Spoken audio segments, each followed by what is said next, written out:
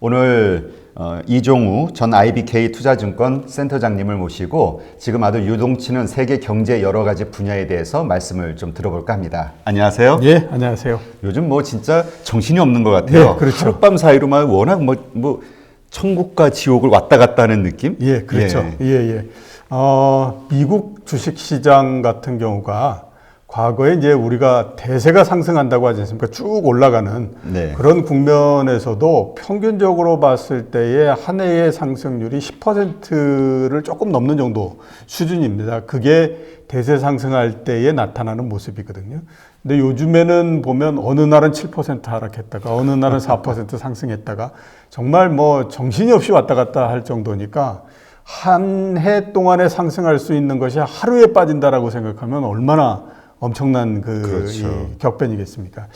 이렇게 된 이유를 우리가 생각해 보면 역시 이제 가장 큰 부분은 코로나19에서부터 온 거다라고 봐야 되죠. 그러니까 이게 제일 처음에 질병이 이제 시작이 됐을 때만 하더라도 과거에 대한 경험이 있지 않습니까? 그러니까 뭐 사스 때 어떻고 신종플루 때 어떻고 메리스 때 어떻고 이런 것들에 대한 경험이 3번이나 쌓이다 보니까 사람들은 이제 그 경험에 비춰서 이번도 판단을 하게 된 거죠. 네. 그래서 이게 이제 시간이 지나면 한 번 정도 이렇게 신호 효과로 해서 내려온 거 있다가 그 다음에 빠르게 상승해서 없어질 거다 이런 생각을 했었는데 이번 같은 경우에는 그 단계까지 진행됐다가 그 다음에 나왔던 것이 뭐냐면 이게 보니까 확산 속도도 굉장히 빠를 뿐만 아니라 세계 경제 전체에다가 상당한 영향을 줄 것 같다 이런 생각이 들었죠. 그러면서 이제 두 번째 하락이 시작돼서 지금까지 이제 계속 진행이 되고 있는 건데요.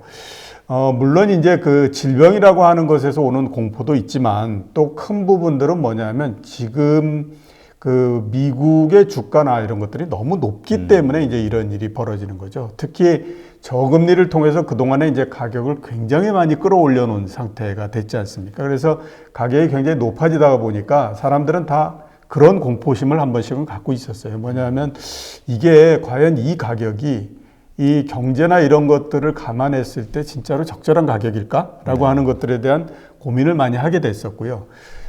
이게 너무 그러면서도 확신하지 못하게 되니까 또 그런 생각을 하게 된 거죠. 그러면 언젠가 어떤 계기인가를 잘못 만나게 되면 이 가격이 떨어질 수도 있어. 이런 생각을 했는데 이번에 이제 그게 트리거가 되면서 하니까 야, 거봐, 이게 너무 가격이 높잖아. 그러니까 이게 과연 지금 견딜 수가 없을지도 몰라. 이러면서 이제 막 떨어지는 형태가 됐죠. 그래서 그게 이제 두 번째였다라고 일단 이때 볼 수 있고요. 세 번째는 역시 이제 주식시장과 마찬가지로 미국의 경기도 굉장히 오랜 시간 동안에 걸쳐서 호황을 계속 거듭을 해왔거든요. 11년 가까이 이제 호황을 계속 거듭하다 보니까 이렇게 장기간에 걸친 경기 호황이 어떻게 계속될 수 있겠느냐라고 하는 것에 대한 우려를 상당히 할 수밖에 없게 됐죠. 네. 그러면서 이제 이 진행이 되는 걸 보니 이제 경기는 꺾일 가능성이 있다. 이러면서 그거에 대한 이제 두려움, 이것도 이제 같이 작동을 해가지고 막 이제 하락을 하는 형태가 됐고, 그게 세계적으로 봤을 때 이제 경기 둔화 이런 것들에 대한 우려, 이게 이제 상당히 커졌다라고 볼 수 있는 그런 것들로서 이제 진행이 됐다 이렇게 볼 수가 있겠죠. 네. 그러니까 지금 의견이 좀 갈리는 것 같아요. 이게 하나의 예를 들어서 3월, 4월 정도에 이 코로나 사태가 좀 진정이 되면 다시 예전 수준으로 회복이 될 것이다라는 의견이 하나 있고, 이번에 세계 경제가 가지고 있는 약점이 고스란히 드러났다. 취약성이. 그래서 이것을 기회로 이제 본격적인 하락 장세로 내려갈 것이다. 어떻게 생각하세요, 센터장님은? 저는 뭐 약간이라도 더 높은 점수를 주는 곳, 그러니까 더 많은 비중을 실는 것을 택한다면 후자 쪽의 가능성이 좀 더 있다라는 생각을 갖고 있습니다. 그러니까 이게 코로나19로 해가지고 생겨서 그거를 이제 해소하면서 이렇게 손쉽게 이렇게 갈 수 있는 부분들이 아니고요. 앞에서 말씀드렸던 것처럼 지금은 그동안에 우리가 쌓아왔던 것들이 어떻게 보면 이제 더 이상 좀 견디기가 어려운 상태가 되면서 지금 이 약화되는 쪽으로서 가고 있는 거기 때문에 이 국면이 이제 이제 이 전염병이 좀 이렇게 이 소강 상태로 들어가고 그러면 일시적으로 반등이 나오고 할 수 있지만 그 다음에 보게 되면 이게 근본이 약하다라고 생각하면 다시 또 내려가고 이런 형태가 나오는 거거든요. 예를 들어서 이제 보게 되면 2000년도에 IT 버블이 붕괴가 되고 하지 않았었습니까? 네. 이게 그 당시에 그럼 붕괴될 때 원인은 뭐냐? 아주 간단한 거였어요. 그러니까 아메리칸 온라인이라고 AOL이라고 옛날에 있었지 않습니까? 예, 예. 그 회사하고 타임워너가 서로 합병을 했었거든요. 아, 그랬었죠. 예. 그 두 개가 합병하는 거를 트리거로 해서 이게 주가가 떨어지기 시작을 했었는데 그 합병이라고 하는 건 당시에 굉장히 좋은 거였음에도 불구하고 이런 재료까지 나오면 이제 더 이상 나올 재료가 뭐이겠냐라고 하는 것 때문에 이제 하락을 시작을 했었거든요. 당시에도 하락이 어느 정도 진행되고 할 때까지도 보면 특별하게 어떤 문제가 있었다거나 이런 것들은 없었습니다. 다만 보면 가격이 굉장히 높은 것에 대한 부담을 굉장히 많이 갖고 있었고 그 가격이 높은 것에 대한 부담이 주가가 떨어지면서 사람들이 새로운 인식을 하기 시작한 거죠. 이게 정말로 문제가 있고 가격이 너무 높아서 상당히 견디기가 어렵구나. 이런 생각을 갖기 때문에 두 번째 하락에서 굉장히 빠른 속도로서 내려가는 형태가 됐거든요. 그러니까 이번 같은 경우에는 이제 큰 틀에서 지금서부터 이제 쭉 이렇게 내려오고 있는 거고요. 그 다음에 가다가 이제 어떤 시점이 되면 그 다음서부터 이제 주식시장이 소강 상태로 들어갔다가 다시 반등을 하게 되죠. 왜냐하면 그동안 굉장히 오랜 시간 동안에 걸쳐서 주가가 굉장히 좋았기 때문에 이런 기대 심리가 한꺼번에 끝나지는 않습니다. 그러니까 오다가 또 한 번 정도 이제 멈춰서고 반등을 하고 그리고 그 계기가 되는 건 역시 지금 보게 되면 이제 뭐 코로나19 이런 것들이 좀 잠잠해진다던가 아니면 뭐 예상보다도 경제가 그렇게 나쁘진 않을 거야. 이런 이제 전망을 가지고 하는데 이미 한번 보면은 상당히 그동안에 사람들이 시장에 대해서 무조건적으로서 갖고 있었던 신뢰나 이런 것들이 좀 약해지는 형태가 되기 때문에 그 다음 국면은 이번 국면보다도 훨씬 더 견디기가 어려워지는 형태가 되는 거죠. 네. 그래서 그런 면에서 봤을 때는 이번의 하락이 단순히 그냥 전염병으로 해가지고 한번 내려갔다가 그 다음에 이제 이렇게 올라가고 이런 것들이 아니라 이게 한번 큰 것들을 크게 왔던 것들을 한 번 정도 정리하는 형태가 되지 않을까라는 생각이 들어요. 그렇기 때문에 사스나 이럴 때하고 비교해 보면 주가의 움직임이 다르죠. 네. 그 당시에는 V자 형태로 이렇게 내려갔다가 올라갔다가 이런 형태였잖아요. 근데 지금은 그거보다는 계속 이렇게 뭔지 모르지만 더 밑으로 이렇게 계속 내려가는 형태지 않습니까? 그러니까 상대적으로 상당히 어려운 거는 사람들의 심리, 투자 심리 이런 것들이 상당히 많이 손상이 됐기 때문에 그렇다. 이렇게 이제 볼 수가 있는 거죠. 네. 코로나 이것은 뭐 우리 구정 그 이후에 그 당시에 이제 중국에서 발생이 된 거고 그렇죠. 그 이후로 한 달간 뭐 되게 전 세계가 시끄러웠지만 미국 주식 시장이 이렇게 반영은 안 됐었거든요. 그러다가 그렇죠. 갑자기 우리 쪽에서도 좀 번진다 하니까 이제 갑자기 폭락을 하기 시작을 했는데 그렇죠. 그래서 이제 그 원인을 코로나에 두는 분도 있고 그때 마침 샌더슨이 떠오르는 부각하는 시점이었기 때문에 미국 시장에서의 그 미래 불확실성 이거를 가지고 이유를 찾는 분도 있었거든요. 근데 이제 시간이 좀 지나고 보니까 결국은 코로나 때문이라는 거죠. 그렇죠. 그러니까 샌더스 이렇게 얘기하고 했었는데요. 제가 이렇게 그걸 보면서 들었던 생각이 미국 시장에 참 재료가 없다. 이런 생각이 굉장히 많이 들었어요. 왜냐하면 이제 그 당시에 오르는 게 조 바이든이 슈퍼 화요일에서 승리를 했기 때문이다 이렇게 얘기를 하잖아요. 2000년도 대선이 있을 때 그때 아들 부시하고 그다음에 엘고가 서로 경쟁을 했었는데 그때에 2달 동안 미국의 대통령이 도대체 누가 승리를 했는지 하는 거를 결정을 못 했었습니다. 그러니까 이른바 승자가 없는 상태에서 2달 동안을 가면서 법원에 가서 제소해가지고 결국 대법원에서 누가 승자야 이렇게 이제 결정을 해줬던 거였거든요. 그때도 미국 시장이 그렇게 많이 흔들리거나 그러지 않았었어요. 근데 이번 같은 경우에 민주당의 대선 후보를 정하는데 그것 때문에 주가가 4%씩 오른다. 그거는 보면 이게 미국 시장이 너무 가격을 많이 끌어올리면서 쓸 수 있는 카드를 너무나 다 써버렸기 때문에 이게 정말 핑계거리를 잡기가 굉장히 어렵구나 이런 생각이 많이 들었거든요.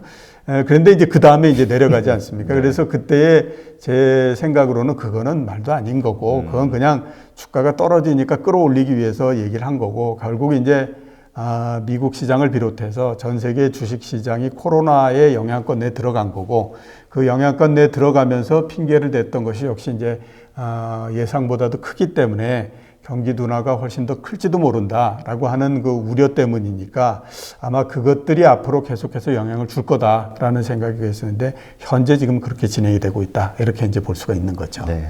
그러니까 지금 우리가 긍정적으로 봐서 이 코로나 사태가 3월, 4월 이렇게 좀 잘 마무리가 된다라는 전제 하에서도 예. 이제 그 내려가는 예. 하향세로 갈 거라고 이제 예상을 하시는 거잖아요. 예, 그렇죠. 예. 근데 지금 이게 지금 상황을 보면 예. 마무리되는 진정 단계가 아니라 이곳저곳으로 더 확산이 예, 돼가고 그렇죠. 있단 말이죠. 예, 예, 예.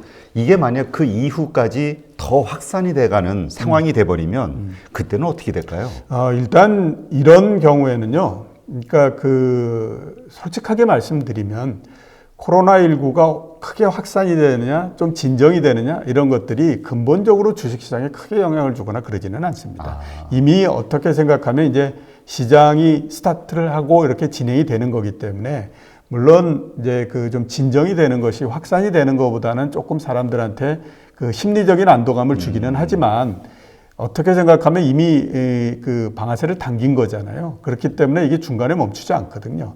일반적으로 봤을 때 이런 것들이 멈추는 거는 가격이 어느 정도 그 반응을 해서 그거에 맞는 정도 수준의 반응을 맞춰야 그 다음에 이제 진정이 되는 국면으로서 들어가거든요. 그렇기 때문에 지금 당장에는 물론 이제 진정이 되는 것이 조금 더 낫기는 하겠지만 그게 필요 충분 조건은 아니다. 이렇게 이제 볼 수가 있는 거죠.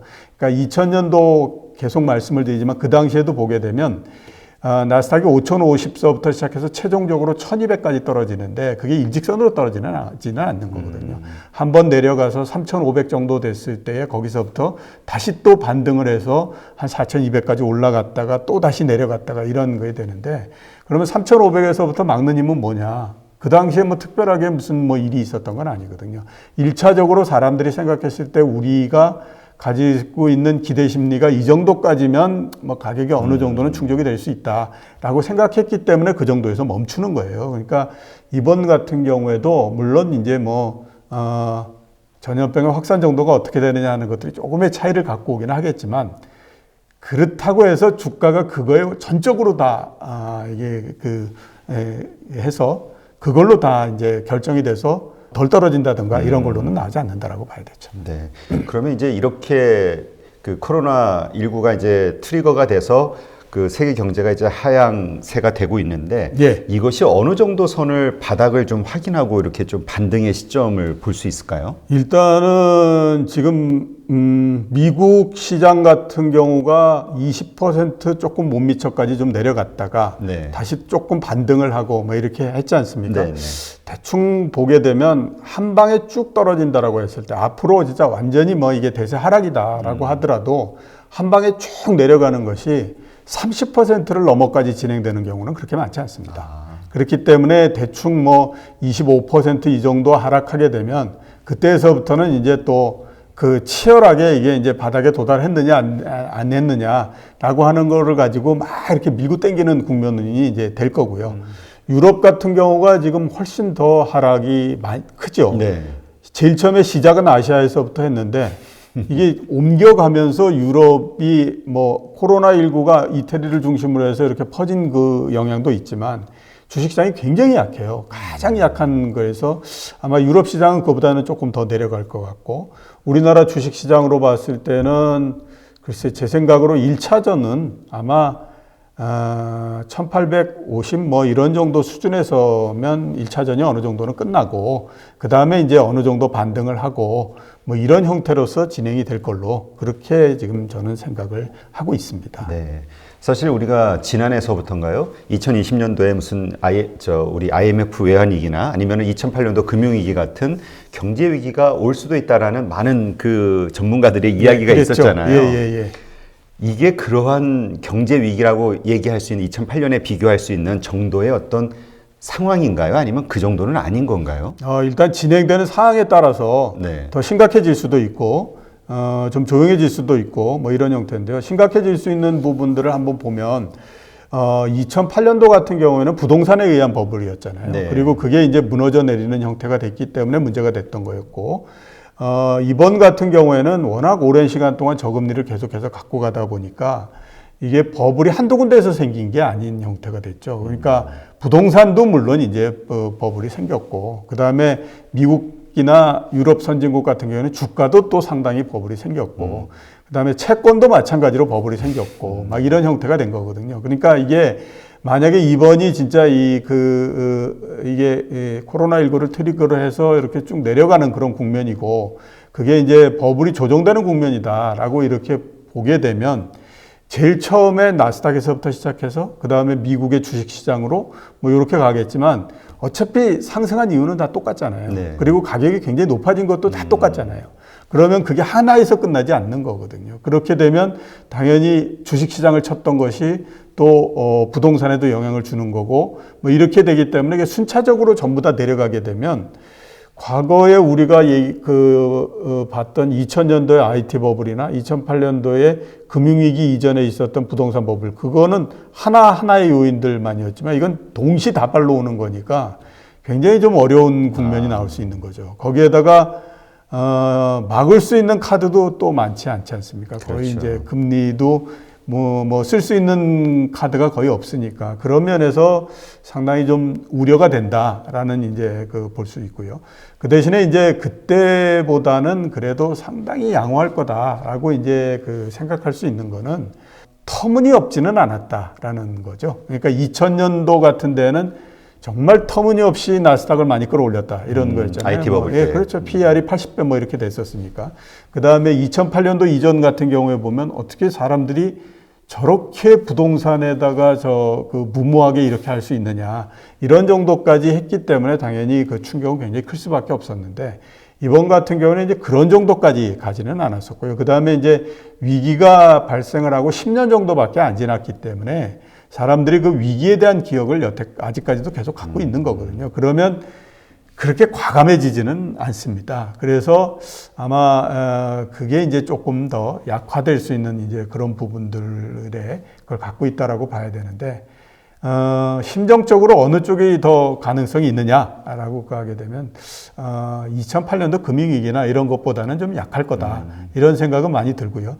약한 대신에 또 보면 상당히 기간이나 이런 것들은 좀 오래 갈 수 있다 이렇게 봐야 되죠. 그러니까 금융위기는 쭉 내려갔다가 빠른 속도로서 내려갔다가 바닥을 찍고 또 조금 시간이 지나니까 빠른 속도로서 올라오는 형태였잖아요. 네. 이거는 이제 내려가서 이게 내려가는 것이 크지는 않은 반면에 상당히 오랜 시간 동안을 끌면서 조정을 해줘야 되는 거거든요.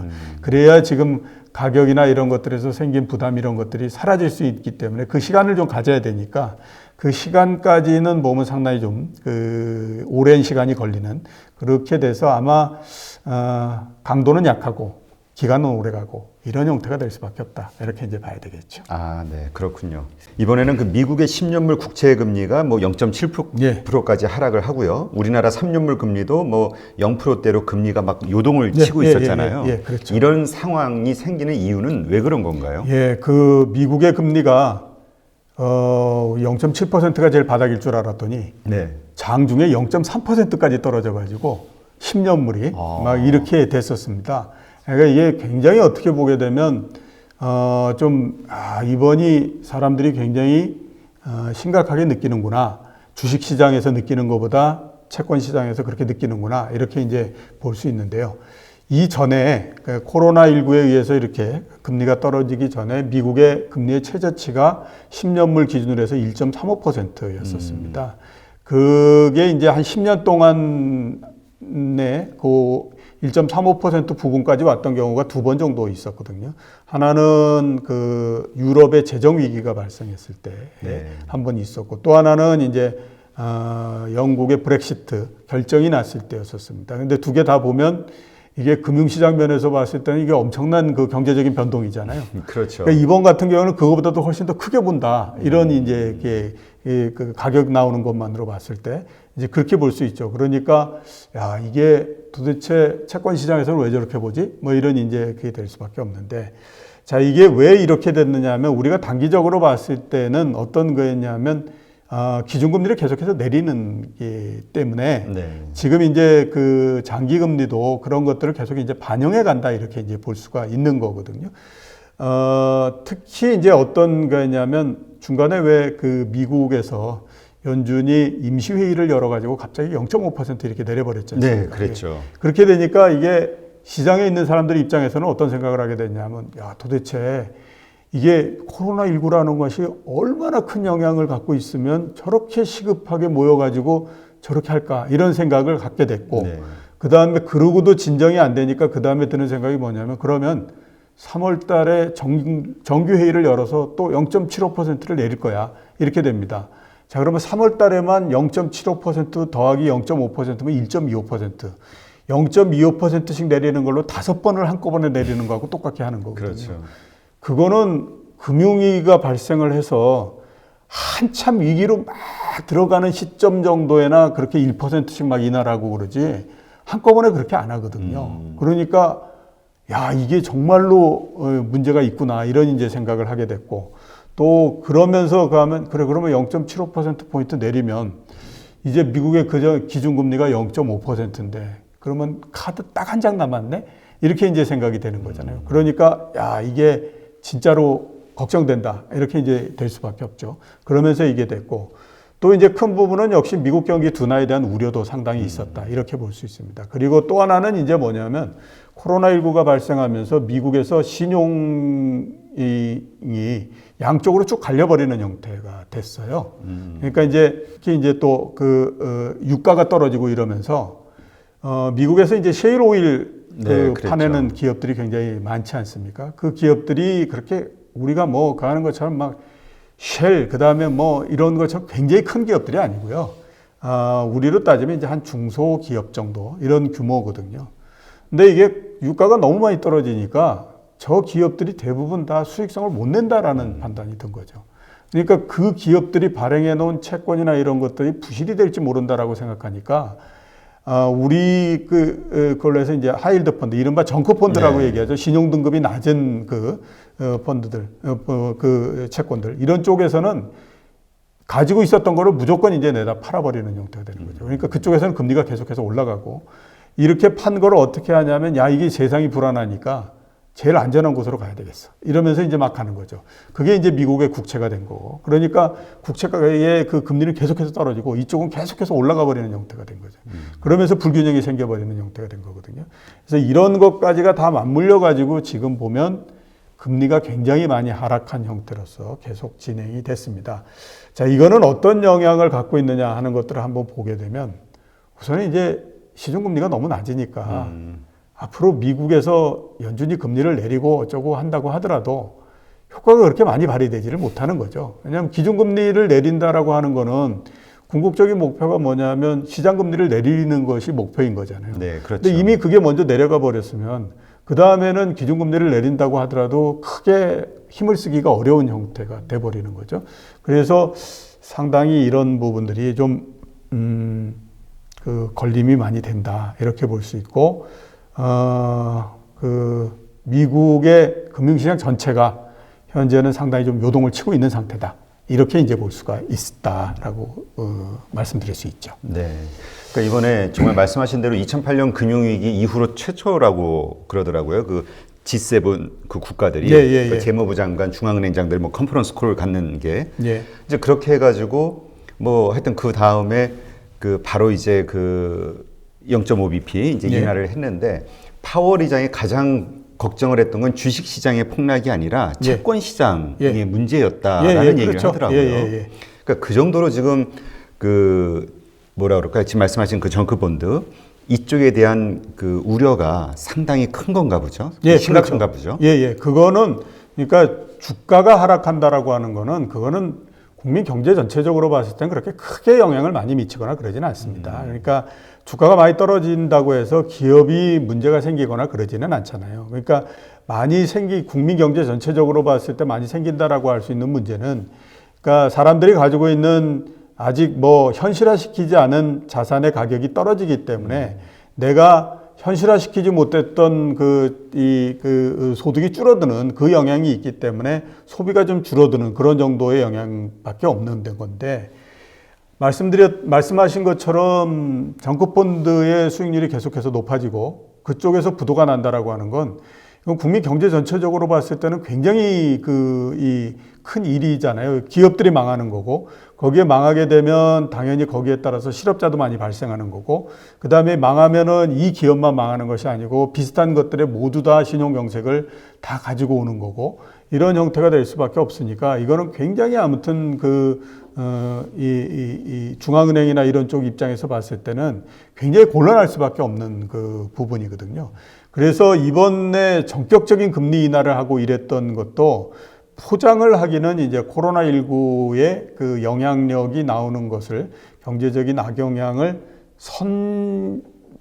선도해가지고 미리 막기 위한 보험성이다. 이렇게 얘기를 했지만 그거보다도 보다 더 큰 이유는 말씀하셨던 것처럼 혹시 채권 시장에서 이런 것들의 문제가 생길 가능성이 있지 않느냐라고 하는 것들을 상당히 우려했기 때문에 그렇죠. 그래서 이런 예는 이전에도 상당히 있었습니다. 그 1998년도에 미국에서 롱텀 캐피탈이라고 하는 회사가 있었습니다. 그게 이제 어떤 회사냐면 노벨상을 받은 그 학자들이 모여가지고 수학적으로 아무튼 잘 이렇게 알고리즘을 짜가지고 항상 이득이 발생할 수 있는 형태로서 짜서 만들어서 이게 회사를 만든 거예요. 그러니까 처음에는 이게 정상적인 상태에서는 작동이 잘 되지 않습니까? 그래서 수익이 나니까 엄청나게 많은 돈이 몰렸어요.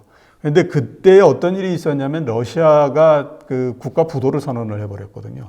근데 그거는 아주 비정상적인 형태의 일이니까 갑자기 그것 때문에 이게 문제가 생겨가지고 그 회사가 망해버리는 게 됐죠. 그러니까 막 금융시장 전체 신용경색이 막 생기니까 그 연준이 전부 다 임시회의를 열어가지고 금리를 굉장히 내리고 했었거든요. 이번 같은 경우에도 가장 두려운 건 그 부분이죠. 그러니까 이 그 정크본드 쪽에서 계속해서 문제가 발생했을 때는 이건 정말로 큰 문제가 있을 수밖에 없다. 이런 거기 때문에 앞으로도 아마 미국의 그 정책적인 초점은 그쪽에 계속해서 맞춰질 걸로 보이고요. 그 다음에 또 우리가 이 정도면 주가가 뭐 더 그렇게 굉장히 많이 떨어질까 이렇게 많이 내려갔는데 이런데도 막 계속 쇼크를 받아서 그하면 한 번 정도 의심해 보실 필요가 있습니다. 미국의 그쪽이 뭔가 좀 문제가 있는 거 아니야? 이런 생각을 해보셔야 되는데 왜 그런 얘기를 드리냐면요.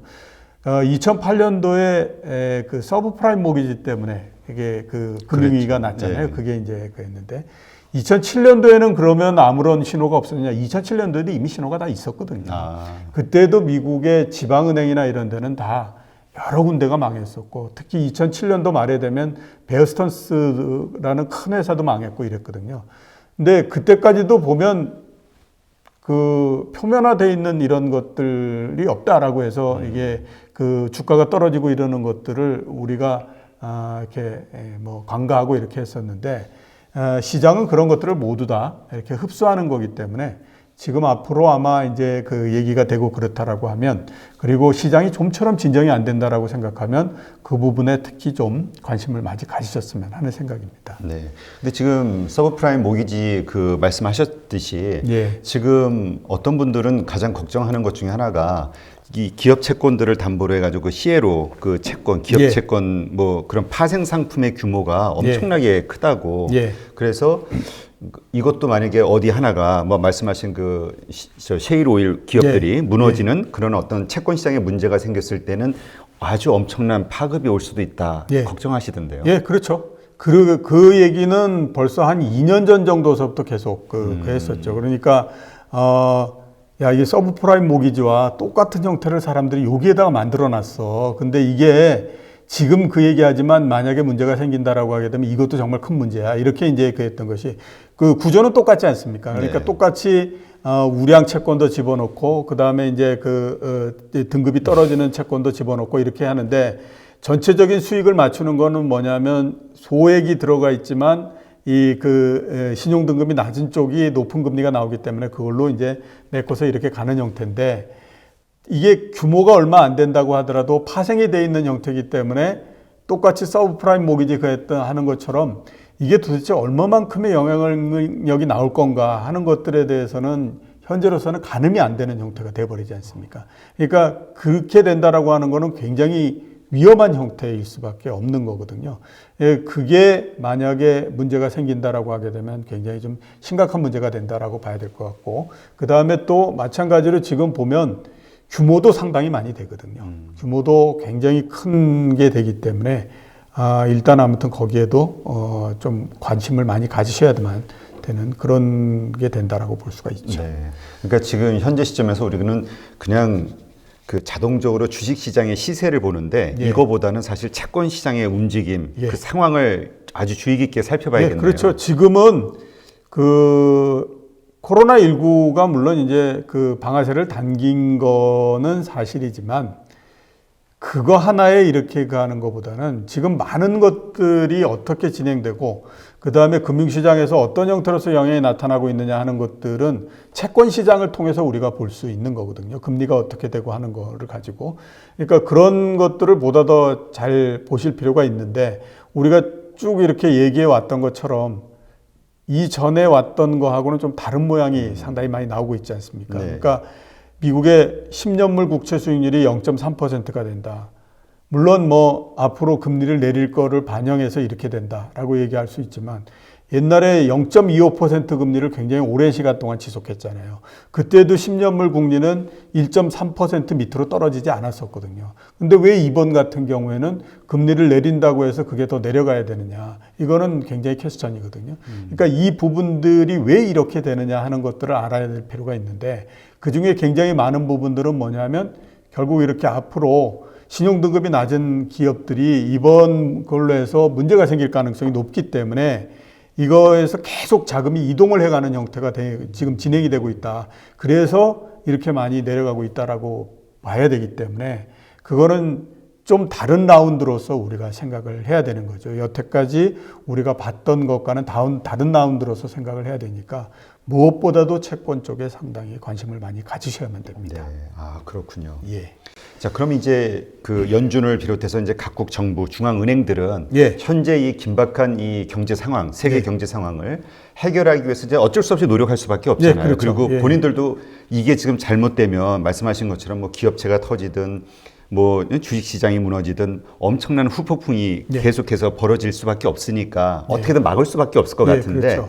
과연 그럴 능력이 있느냐 의문을 갖는 분들이 많더라고요. 예, 그렇죠. 그게 이제 그런 의문을 가질 수밖에 없는 게 보면 금리를 내릴 수 있는 여력을 갖고 있는 나라는 미국뿐이 없지 않습니까? 나머지 유럽이나 일본이나 이런 데는 뭐 명목금리가 0%니까 그 명목금리 0%를 마이너스 뭐 얼마 이렇게 하기도 어렵고 그 다음에 그 이제 그 외환과 엮어서 이렇게 가는 금리가 마이너스를 기록을 하고 있기는 하지만 마이너스 0.5%인 걸 마이너스 3%를 만들 수는 없는 거지 않습니까? 그죠? 그러니까 그런 거를 따지게 되면 금리를 크게 내리거나 이러기는 어렵고 그 다음에 또 금리를 내린다고 해서 과연 이게 얼마나 역할을 할 수 있을 것인가 하는 것들에 대해서는 굉장히 의문인 거죠. 이번에 미국이 전격적으로 금리를 0.5% 인하를 5%포인트 인하를 하면서 가장 뼈아프게 됐던 건 뭐냐면 여태까지는 금리 인하 만능론이었거든요. 금리만 인하하면 뭐든지 다 해결을 해 볼 수 있어. 이런 그 생각이었는데 이번 같은 경우에 금리를 내렸음에도 불구하고 작동을 하지 않는다라고 하는 것을 사람들한테 인식을 시켜줘 버린 거지 않습니까? 그러면 그 다음서부터는 금리라고 하는 카드가 이게 유용성이 떨어져 버리는 거거든요. 그런데 안 되니까 더 그래가지고 뭐 내렸다가 또 이제 뭐 한 0.5%밖에 안 되고 뭐 이렇게 되면 진짜로 이제 쓸 수 있는 카드도 없어지는 거고요. 그러면 이제 금융 쪽에서 금융정책 쪽에서 쓸 수 있는 거는 양적 완화를 통해 가지고 자금을 계속해서 공급해 주는 수밖에 없는 거죠. 그래서 이제 일본 같은 경우에는 어떻게 가냐면 금리도 쓸 수 없고 양적 완화를 막 했는데도 안 되니까 그러면 어차피 일정한 물가 상승률이 안 되는 이상은 무제한으로 계속해서 돈을 공급한다. 이런 거가 어떠냐. 이제 이렇게 이제 그 생각도 하고 그러는데 아직까지 그 실험은 이제 못하고 있지만 아마 조만간 누군가가 시험에 들어갈 걸로 그렇게 생각이 됩니다. 왜냐하면 지금과 같을 때 카드가 전혀 없기 때문에 어쩔 수가 없잖아요. 그래서 그런 이제 실험을 하는 쪽으로 양적 완화를 통해서 돈을 계속해서 공급하는 걸로 갈 텐데 이것 또한 제가 봤을 때 11년 내내 계속했던 일이었기 때문에 그렇게 크게 효과를 보거나 그러기는 쉽지는 않을 거다라고 생각합니다. 그래서 전체적으로는 금융정책 쪽은 그다지 영향력을 많이 발휘하기는 어렵다라고 봐야 되고요. 그러면 이제 그 다음에 쓸 수 있는 것이 재정입니다. 재정. 그래서 재정을 동원을 해가지고 막 이렇게 가는데 이미 이제 중국 같은 경우에는 금융 완화 정책도 하고 재정도 이렇게 하고 우리나라도 이제 거기에 거 있고 그다음에 이제 미국 같은 경우에도 앞으로도 보면 계속해서 이제 재정이나 이런 것들을 늘리는 쪽으로 갈 걸로 보입니다. 재정 적자가 너무 커서 문제가 되지 않겠느냐 뭐 이렇게 얘기를 하고 그러지만 금융위기가 나고 했을 때 미국의 재정 적자가 분기별로 봤을 때 GDP의 마이너스 11% 정도까지 됐었습니다. 그러니까 엄청난 재정 적자를 감수해 가면서 했던 거였거든요. 지금은 그거보다는 상태가 좋기 때문에 어차피 마이너스 10%까지 한번 해봤던 경험이 있으니까 그 정도까지는 또 밀어붙여서 갈 수 있습니다. 그래서 아마 그 재정을 크게 투입하는 형태가 될 거고요. 그 다음에 이제 이번 같은 경우에는 거기에다가 또 다른 여러 가지를 섞어서 하는 거죠. 지금 경제가 나빠지고 그 다음에 이제 뭐 주식시장이 떨어지고 경제가 나빠질 가능성이 있다라고 얘기하니까 당장에 미국에서 지금 검토하고 있는 게 뭐냐면 임금에 대한 소득을 그 세금을 깎아준다. 그렇죠. 예, 이제 이런 것까지도 많이 이제 감안을 하고 있거든요. 그래서 결국에 보게 되면 그렇게 이제 세금도 인하해주고 뭐 이런 형태로서 우선은 아마 여러 가지 실험들을 할 거고요.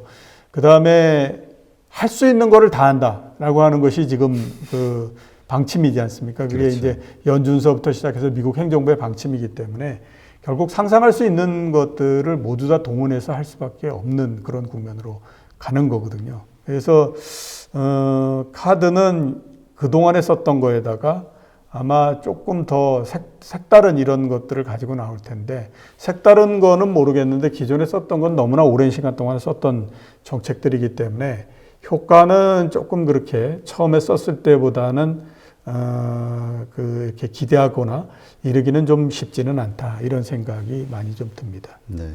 그 요새 그 현대화폐 이론인가요? 은행에서 중앙은행에서 돈을 발행해서 정부에다가 줘가지고 정부가 그냥 직접 그 돈을 쓰게 하는 샌더스가 예전 그 막 주장했던 그것이 이루어질 가능성도 있다. 뭐 이런 이야기도 좀 이렇게 나오더라고요. 그러니까 원래는 이제 중앙은행이 돈을 찍어서 네. 은행에다 보내는 거죠. 은행에다 보내면 이제 은행에서 이렇게 쭉 그거를 이제 뭐 대출도 해주고 이러면서 하게 되면 이제 통화 증수가 이렇게 높아지기 때문에 이게 100을 공급해주면 최종적으로 가면 뭐 한 1000이 되기도 하고 이렇게 되니까 경제 전체적으로 크게 영향을 줄 수 있는데 그게 이제 그렇게 하지 말고 그냥 정부에다 직접 줘서 쓰자 이렇게 해서 얘기가 되는 거는 이게 이제 그 금리 이게 상황이 어려워지게 되면 그 중앙은행이 이게 은행에다 돈을 공급해줘도 대출을 하거나 이런 것들로 가지를 않습니다. 그러면 그냥 돈이 어떻게 되냐면 중앙은행하고 은행 사이에서만 왔다 갔다 하는 형태가 되는 그렇죠. 거예요. 그리고 이제 은행 같은 경우에는 또 이제 금리가 굉장히 낮아지게 되면요. 그래서 만약에 뭐 한 금리가 한 뭐 0.01%다 이렇게 되면 은행 입장에서 봤을 땐 이거를 누군가한테 빌려줬을 때 이게 혹시 부도가 나버리게 되면 이게 내 입장에서 봤을 때는 뭐 빌려줘서 수익을 얻는 거에 굉장히 큰 부분들의 손실이 나버리니까 아니 0.01% 해가지고 이거 수익 내자고 이거 하는 것보단 그냥 안 빌려주는 게 낫다 이렇게 생각이 들고 그러면 그 돈을 어떻게 하느냐 그냥 중앙은행에다 다시 또 넣는 겁니다. 그러면 중앙은행에다 예치해 놨기 때문에 거기에서부터도 약간의 금리가 발생을 하는 거거든요. 그러니까 그렇게 되기 때문에 이게 이 자금이 나가질 않게 되는 거죠.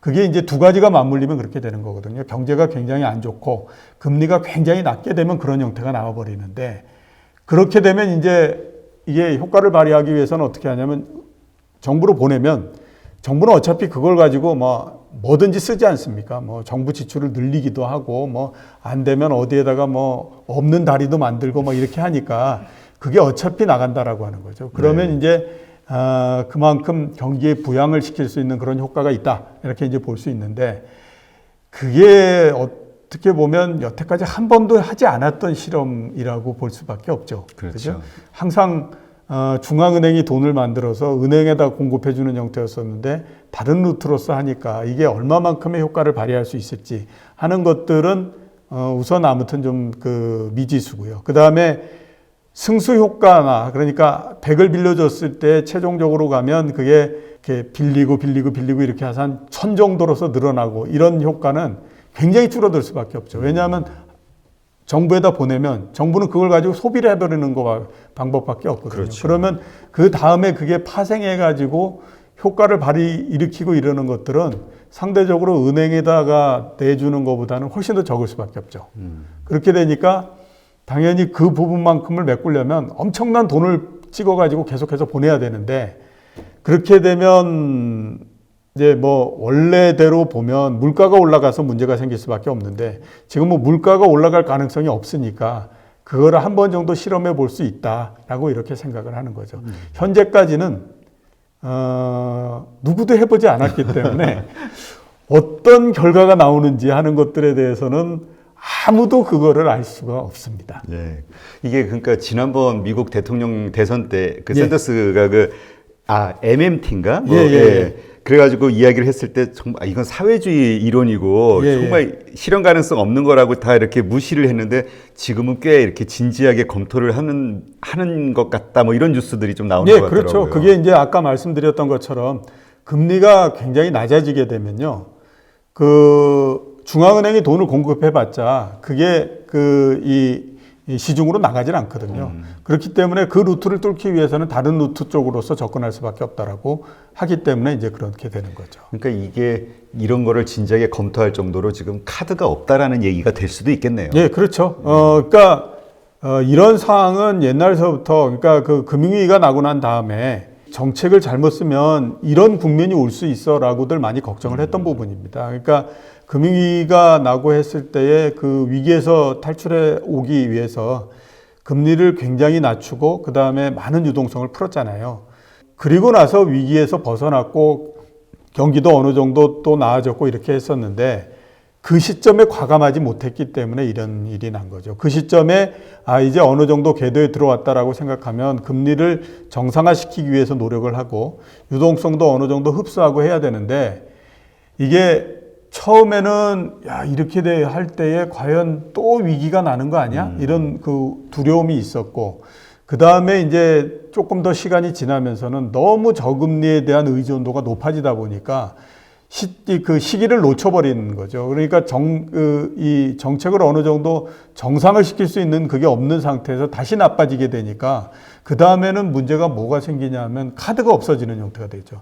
과거에 우리가 전통적으로 썼던 카드 이런 것들이 없어져 버리는 형태가 되니까 그 다음서부터는 이게 정말로 막아나가기가 굉장히 버거워지는 형태가 되니까 여태까지 생각지도 않았던 그런 거를 가지고 계속해서 실험을 해보려고 하는 거 외에는 이제 방법이 안 남은 형태가 되는 거죠.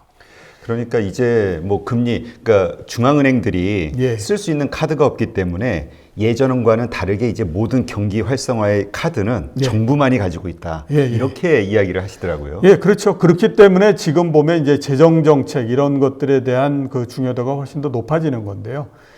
이제 그거에서 가장 걸리는 건 뭐냐면 항상 그래도 보면 재정 적자가 너무 크면 이거 이러다가 정말 이거 난리 나는 거 아니냐 막 이런 그게 있기 때문에 이제 그게 상당히 좀 우려가 될 수밖에 없는 거고요.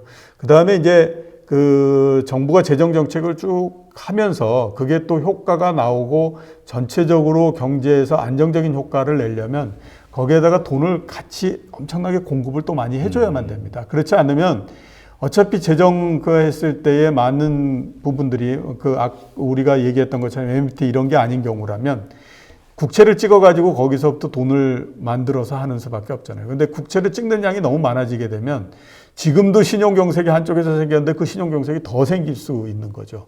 그러면 그렇게 되면 그것도 또 굉장히 크게 문제가 되니까 그거를 막기 위해서 할 수 있는 방법이 뭐냐면 돈을 굉장히 많이 공급해서 이쪽이나 저쪽이나 너무 많은 돈이 있기 때문에 그거에서부터 벗어날 수 있는 그게 돼야 되니까 결국에 보게 되면 한 바퀴 돌면 또 비슷한 형태가 되는 거죠.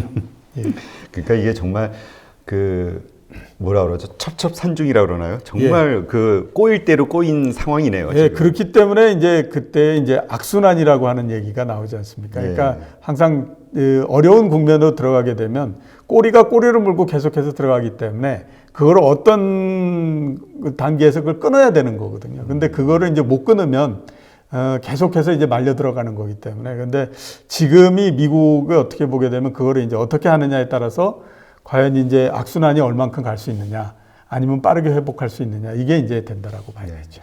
그러니까 이게 이 상황을 어차피 이건 세계적인 상황이니까 예. 이 상황을 해결하기 위해서는 정말 각국의 정부와 중앙은행들이 이제 협력을 해야 되는 거잖아요. 예, 그렇죠. 근데 지금 유로 같은 경우는 예. 그 이렇게 뭐라 그럴까 단일화된 어떤 리더십이 부족해가지고 이게 지금 같이 공조하기가 참 어려운 상황이다. 그래서 유럽 시장이 더 떨어지는 이유도 뭐 거기서 찾는 분도 있고요. 유로가 좀 이 상황에서 한 팔 거둘 수 있는 가능성은 별로 없나요? 유로 특히 EU가 선도적으로 해서 뭔가를 이렇게 만들고 하는 거는 그렇게 지금 국면에서는 쉽지 않습니다. 왜냐하면 우선은 미국 같은 경우에는 그러니까 뭐 만약에 이제 재정 정책을 쓴다든가 뭐 이렇게 한다라고 하더라도 자 캘리포니아 주에서는 자 이게 뭐 아무튼 좋아서 거기서 재정에 흑자가 많이 나요. 근데 이쪽에 가서 뭐 조그만 주 플로리다 주 이런 데서는 이제 적자가 많이 납니다. 그러면 연방 정부가 그거를 걷어서 가기 때문에 캘리포니아에 있는 사람들이 우리에서 거둔 세금을 왜 저쪽에다 쓰느냐 이렇게 컴플레인 하지는 잘 않지 않습니까? 그런데 유럽 같은 경우는 같이 모여 있는 상태이기 때문에 경제가 좋은 서독에서부터 돈을 빼내 가지고 그거를 이태리에다 갖다 한다 그러면 이건 독일 사람들 입장에서 봤을 때는 이건 용납이 안 되는 일이거든요. 그렇죠. 그렇기 때문에 단일 대우를 만든다라고 하는 것이 굉장히 어렵습니다. 그거는 똑같이 보게 되면 금융정책에도 똑같이 적용이 되는 부분들이거든요. 그러니까 뭐 금리를 내리고 뭐 이런 것들이 각기 다 사정이 다르기 때문에 그거를 조율한다는 것이 쉽지가 않아요. 그래서 항상 옛날에도 보게 되면 그 미국에 비해서 유럽이 정책을 결정하고 하는 것들이 항상 한 보 정도 더 뒤에 들어갑니다. 그리고 정책의 변동도 여러 그 나라들을 조율을 해야 되기 때문에 방향이 일관적으로 가지를 않죠.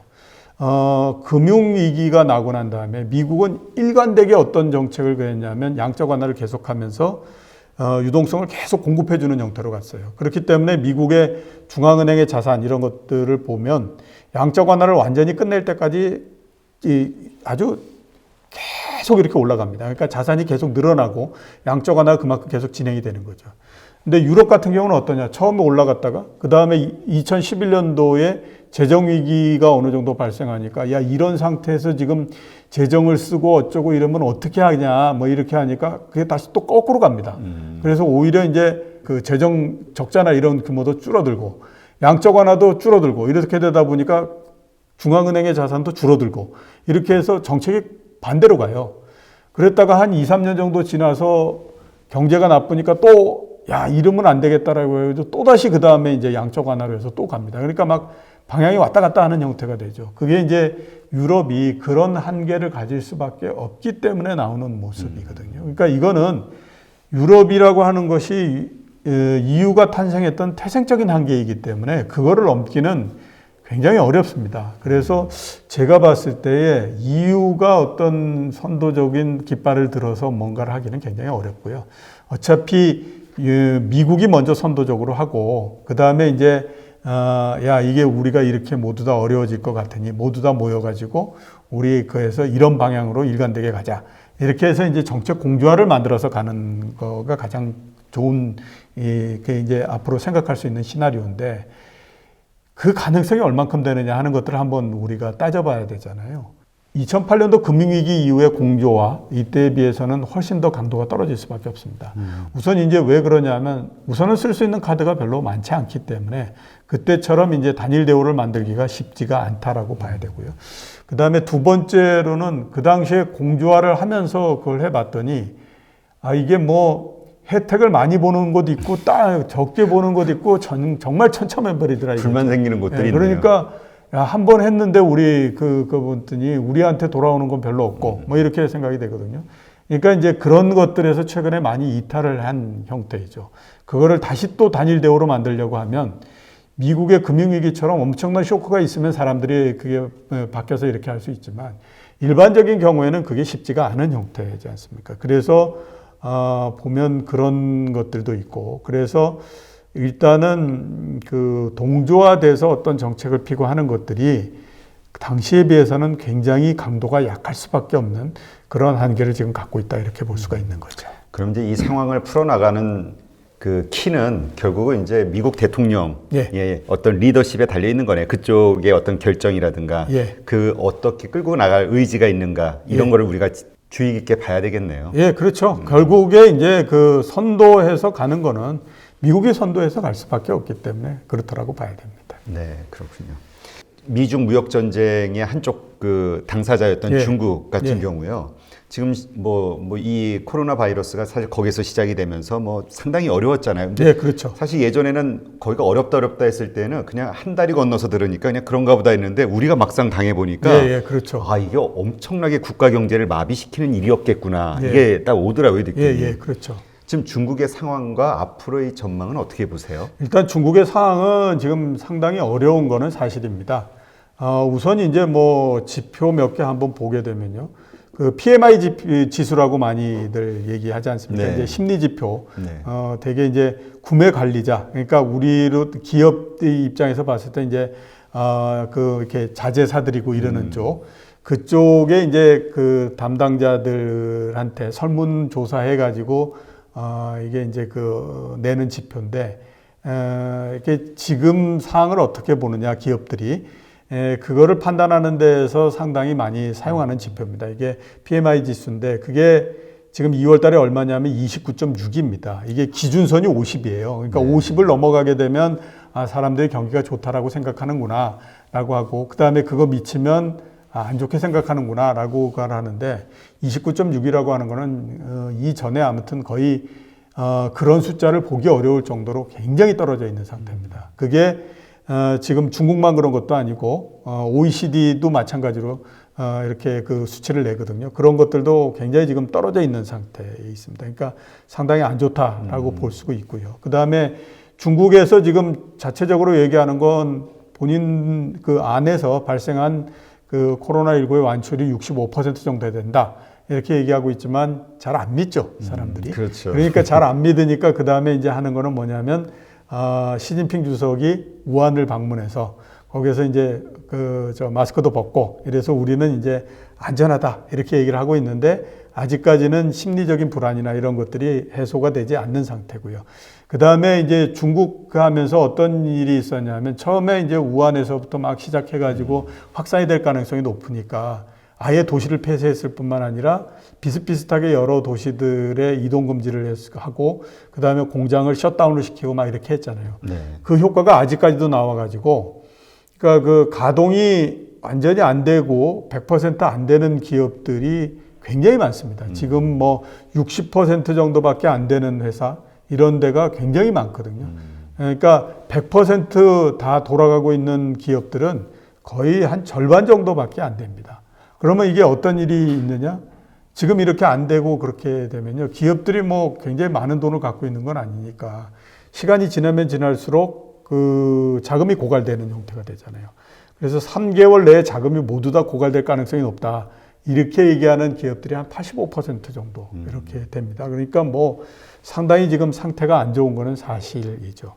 그래서 지금 중국이 계속해서 하고 있는 것이 금리도 내리고 그 다음에 이제 금리를 내림으로 해서 자금이 공급되는 형태로서 이렇게 이제 그 정책을 계속해서 피고 있는데 아직까지는 뭐 심리적으로 워낙 그 쇼크를 받은 상태이기 때문에 정상이 잘 안 되는 상태고요. 그래서 이제 두 번째 카드로 내놓는 것이 중국에서 SOC 이런 것들의 인프라 투자 이런 것 쪽으로 지금 가고 있는 상태죠. 그 원래 이제 중국이 그 미국의 금융위기가 났을 때에 그때 이제 경기 부양 대책을 굉장히 세게 냈었거든요. 한 2번에 걸쳐서.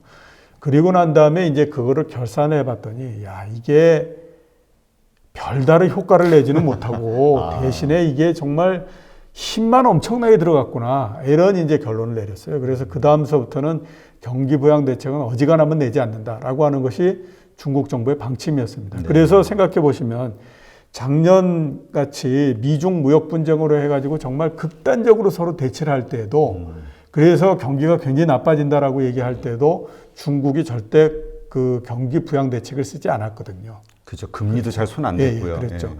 근데 지금은 보면 오히려 훨씬 더 이렇게 그걸 하잖아요. 그만큼 이제 중국이 심각하다라고 느끼기 때문에 그런데 그래서 지금 이제 SOC 투자 이런 것들로 들어가는 상태입니다. 근데 과거처럼 그냥 SOC 투자하면서 도로 깔고 그다음에 이제 뭐 다리 놓고 이러는 것만 아니고 5G 투자하고 그다음에 인공지능 투자하고 이런 쪽으로 간다. 이렇게 해서 이제 가고 있는 상태입니다. 그러니까 지금도 보면 중국이 계속해서 아무튼 정부의 그 힘을 동원해서 이렇게 이제 가는 쪽으로서 가고 있는데 자, 이렇게 되다 보니까 어떤 일이 있느냐 하면 처음에 한 이제 1월 달까지만 하더라도 중국이 정말 일방적으로 몰리는 형태였잖아요. 네.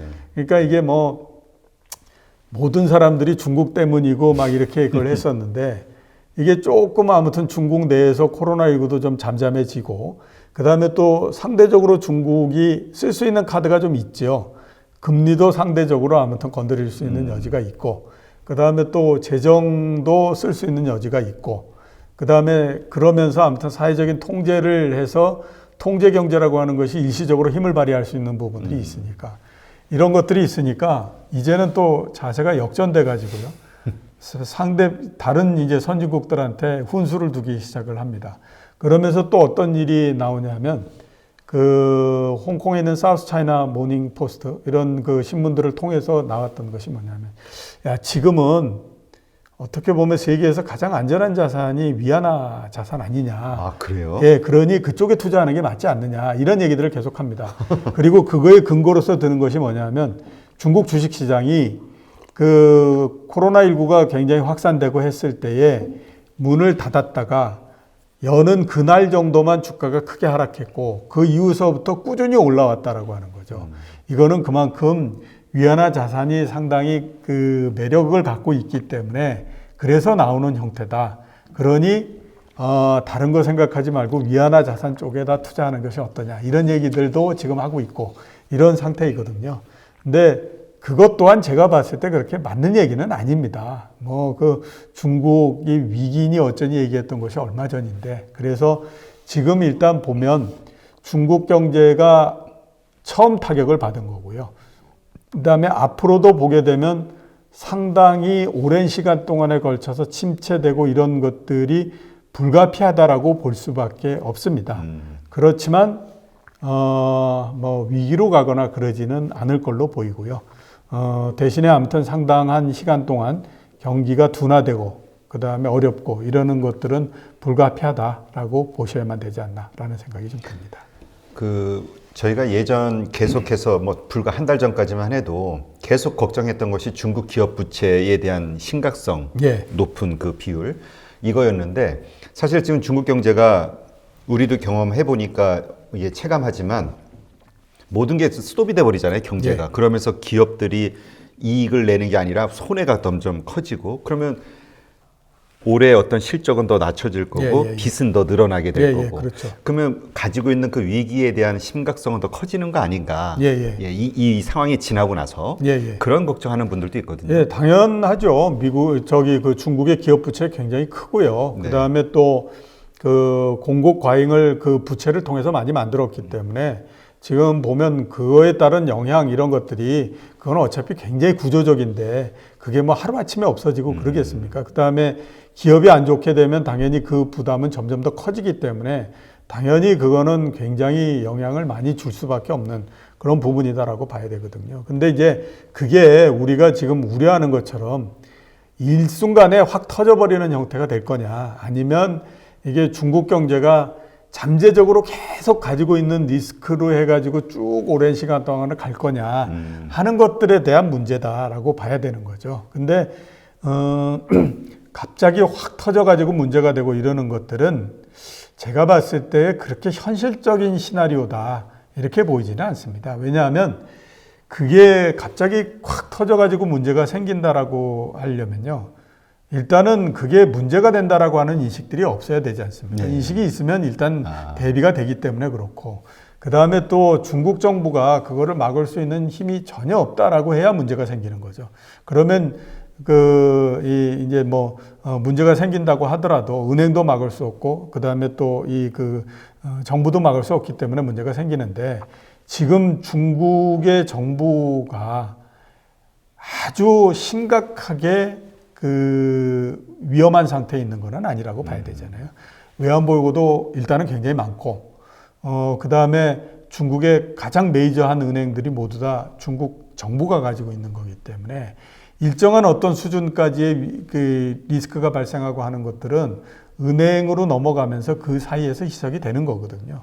그렇기 때문에 그런 부분들을 우리가 전부 다 감안을 하게 되면 이게 당장의 문제가 생기지는 않습니다. 그러니까 부채가 굉장히 많으니 이건 봐라, 저거 견딜 수 있겠어, 이렇게 하지만 이게 국가 경제라고 하는 것이 무너지는 것이 그렇게 쉽게 무너지는 거 아니거든요. 그래서 아마 이번에 그게 문제가 되지는 않는데, 포인트를 계속 쌓아나가는 그런 것들은 된다라고 봐야 되죠. 그러니까 임계점을 지나야 문제가 생기는데, 임계점까지 가는 그 포인트를 좀 더 많이 쌓는 계기, 이런 거는 된다라고 봐야 되는 거고, 이번 그걸로 해서 당장에 문제가 생기거나 그러지는 좀 않는다라고 봐야 되겠죠. 네.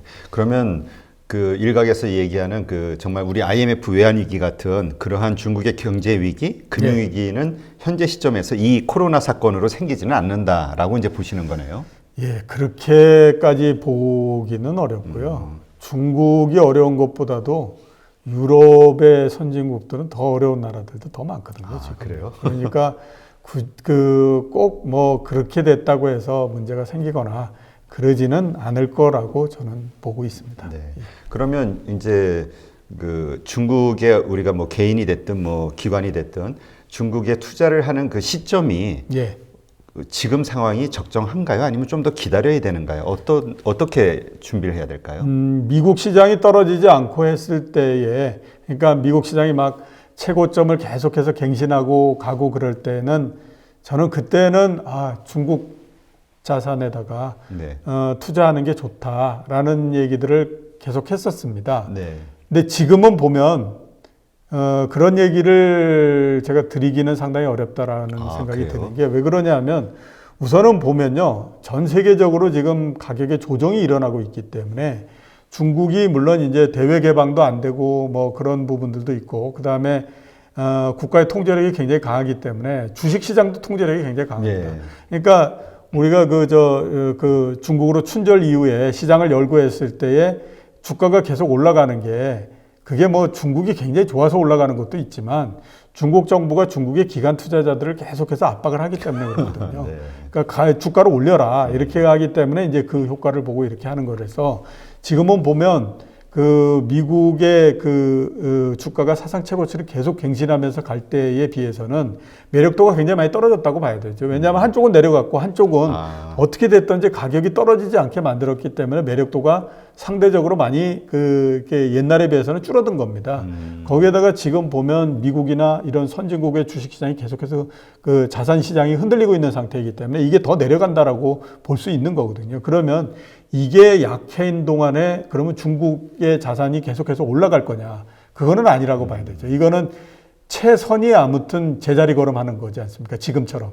그러면 이런 형태가 앞으로도 어느 정도 더 진행된다라고 보면, 이쪽은 내려가기 때문에 이건 제자리 걸음을 하는 건데, 제자리 걸음 하자고 투자할 수는 없는 거지 않습니까? 아예 안 하면 모르지만 제자리 걸음 하자고 투자할 수는 없는 거거든요. 그러니까 그런 면에서 봤을 때 이게 투자를 한다고 하더라도 그렇게 또 매력도를 갖지 못하는 거고. 자, 그래서 이쪽이 떨어지는 것이 다 마감이 됐다. 그러면 또 어떻게 되느냐? 이게 많이 떨어졌기 때문에 이제 매력도는 이쪽에서 생기는 거죠. 미국 시장. 예, 그렇죠. 그러니까 중국 시장은 떨어지지 않았기 때문에 상대적으로 또 매력도가 약해지는 거죠. 그러니까 그런 면에서 보게 되면 지금에서는 아주 어중간하다라고 봐야 되죠. 그러니까 뭔가 아무튼 항상 어느 자산인가를 투자해야 돼, 이렇다라고 하게 되면 떨어지는 걸 방지하기 위해서 이쪽에 갈 수도 있지만, 아니 그냥 돈을 갖고 있어도 되는데 그렇죠. 굳이 그거를 그렇게 해서 밤잠 못 자게 그거 해가지고 떨어지는 걸 방지하기 위해서 그쪽에 해야 할 이유는 없는 거죠. 그렇기 때문에 제가 봤을 때는 뭐 그다지 그렇게 좋은 투자처다 이런 거는 아닌 것 같고요. 지금 만약에 어딘가에 투자하겠다라고 생각을 하신다라고 하면 조금 아무튼 현금을 보유해서 기다리고 있다가 미국 시장이나 이런 것들이 상당히 많이 떨어져서 이제 눈이 다 내렸구나라고 생각했을 때 그런 정도의 그쪽에서 하시면 좋다라는 생각이 듭니다. 한참 올라갈 때에 그렇게 못 사서들 난리를 치고 했는데 떨어지면 또 안 사고 싶어요. 지금 이렇게 떨어지니까 이제는 무서워서 또 못 사고 이렇게 되잖아요. 그러니까 좀 더 기다려 보면 우리가 이게 좋다라고 생각할 수 있는 가격이 오기 때문에 그때를 기다리시는 것이 오히려 더 낫습니다. 네. 그러니까 그렇게 이해를 하면 되겠네요. 전에 이제 중국 주식에 투자를 이야기하셨던 것은 그 당시 이제 미국 시장이 워낙 버블이 많이 올라가고 있었으니까 그렇죠. 대비해서 이쪽보다 이쪽이 낫다. 그러나 이쪽이 내려오니 그렇다면 이쪽보다는 오히려 이제 미국 시장이 관심을 갖는 게 가면 낫다. 이쪽에다가 가시는 게 낫다라는 거죠. 네, 그렇게 이해를 하면 되겠군요. 이제 전에도 말씀하셨지만 이 환율 전쟁이 이제 아주 극심해질 것이다. 서로 생존을 위해서 나라들마다. 그렇죠. 근데 지금 보면은 정말 이머징 통화는 달러 대비 초약세고 또 엔화나 유로 같은 거는 뭐 오히려 달러가 약세고 이런 상황들이 벌어지고 있단 말이죠. 이거를 어떻게 분석을 해야 될까요? 이렇게 이제 라운드를 나눠서 보셔야만 됩니다. 이게 1라운드는 뭐냐면 코로나19가 시작이 되고 그 다음에 이제 확산이 막 되기 전까지.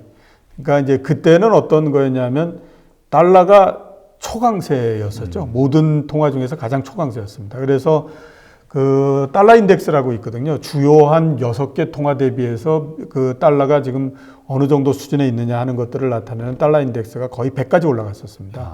그러니까 굉장히 초강세를 기록을 했고 나머지 나라들이 이제 전부 다 약해졌죠. 그때의 가장 특징적인 게 엔화도 상당히 약했었습니다. 원래 엔화가 전통적인 안전 통화이기 때문에 상황이 어려워지면 엔화가 굉장히 강세가 되거든요. 근데 1라운드 때까지는 엔화도 굉장히 약세였었어요. 그게 이제 코로나19가 중국에서 시작해서 한국과 그다음에 일본이 주 진원지였기 때문에 그 당시까지만 하더라도 일본이 그 영향으로 해서 엔화가 상당히 약세를 면치 못했었죠. 그게 제1라운드였고요. 그 다음에 이제 2라운드로 넘어간 것이 뭐냐면 이번에 이제 주가 떨어지는 것과 마찬가지로 이게 사람들이 코로나19를 보는 인식이 달라지기 시작을 한 거죠. 이게 뭔지 모르지만 경제를 굉장히 끌어내리는 역할을 할 것 같고 뭐 이렇고 그 다음에 또 선진국에 확산되는 거 보니 심상치 않고 이렇게 해서 주가가 떨어지는 것과 마찬가지로 이때 이제 제2라운드가 시작이 됐는데 그 제2라운드는 달러가 굉장히 약세가 돼 버렸습니다.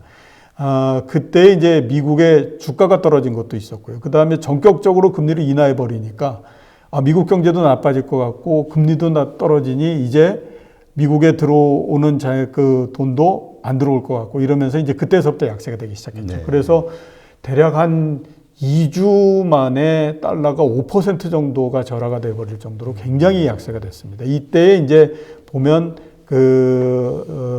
이게 엔화 이런 것들, 그 다음에 유로와 이런 거가 이제 강세가 됐고, 이머징 마켓의 통화는 뭐 시종일관 계속해서 약세가 돼 버리는 형태가 돼서 우리나라 통화 같은 것이 거의 1,200원을 넘어갔고, 이런 이제 국면으로서 진행이 돼버린 거죠. 그래서 이제 1라운드, 2라운드 이렇게 이제 나오는 형태가 됐습니다. 초기 제1라운드에 달러가 강세가 됐던 거는 가장 큰 이유가 미국의 경기가 좋다. 이런 것들이 이제 역할을 굉장히 많이 했었고요. 그 다음에 상대적으로 미국의 금리도 상당히 높다. 이런 것들이 이제 어필을 많이 했었죠. 그러면서 진행이 됐었고, 두 번째 라운드는 말씀드렸던 것처럼 이제 이런 확대가 됐다라고 하는 걸로 이렇게 해서 이제 진행이 된 상태입니다. 자, 이제 앞으로는 어떻게 될 건가 하는 것들을 한번 보게 되면요. 당분간 지금 경제가 굉장히 안 좋은 상태에 있기 때문에요. 이머징 통화가 여기서 크게 강세가 되거나 그럴 가능성은 별로 없다라는 생각이 듭니다. 달러가 어느 정도 이제 방향을 바꿔서 조금 달러가 강세가 될 가능성이 높다라는 생각이 들어요. 그래서 이제 제3라운드는 선진국 통화와 그 다음에 이머징 마켓의 통화 이런 형태로서 넘어가는 형태로서 일단 이제 진행이 될 걸로 그렇게 생각이 됩니다. 거기에서 가장 큰 저항은 뭐냐면 미국이 저항을 하게 되죠. 미국이 계속해서 달러를 약세로 만들고 싶어하는 그런 저항이 계속될 걸로 그렇게 보입니다. 그래서 이번 같은 경우에 금리를 크게 내린 목적 중에 하나는 물론 이제 경기를 둔화시키는 거를 방어하는 것도 있지만 달러가 너무 초강세가 되니까 그거를 막겠다라고 하는 것도 있거든요. 그렇기 때문에 미국이 앞으로 달러를 밑으로 내리려고 하는 그런 그 시도를 계속해서 하려고 할 텐데 일단은 그거는 쉽지는 않고요. 네.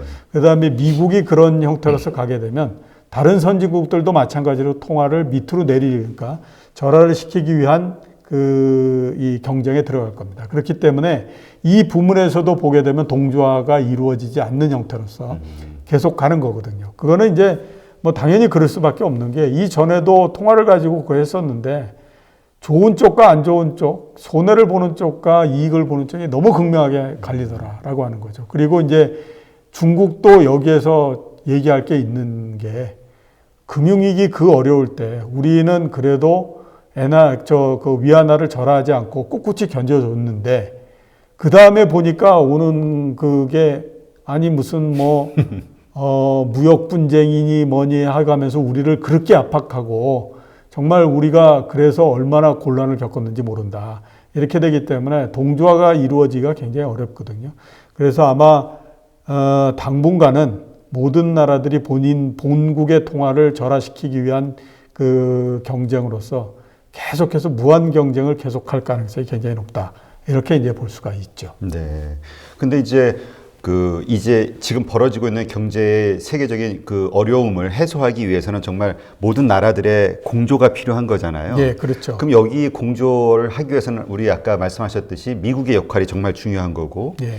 그럼 현재 이제까지 가지고 있던 그 자유무역의 모든 기조가 미국에 의해서 흔들렸던 거잖아요. 네, 그러면서 그렇죠. 이머징 국가들도 어려웠던 거고. 네. 뭐 그러면 미국이 이 어려운 상황을 극복하기 위해서 예전과 같은 자유무역 체제로 예. 이렇게 전환할 그런 가능성은 없을까요? 그럴 가능성이 그렇게 한다고 하더라도 다른 쪽에서 믿어주질 않죠. 아, 이미 신뢰를 잃은 그렇죠. 거군요. 왜 그러냐면 어려울 때 너희가 금융위기가 나고 어려울 때 우리들한테 모두 다 하나로 해서 가자라고 얘기해서 우리는 그렇게 따랐고 해서 갔는데 그리고 난 다음에 너희가 경제가 좋아지고 하니까 그 다음에 너희가 한 게 뭐냐.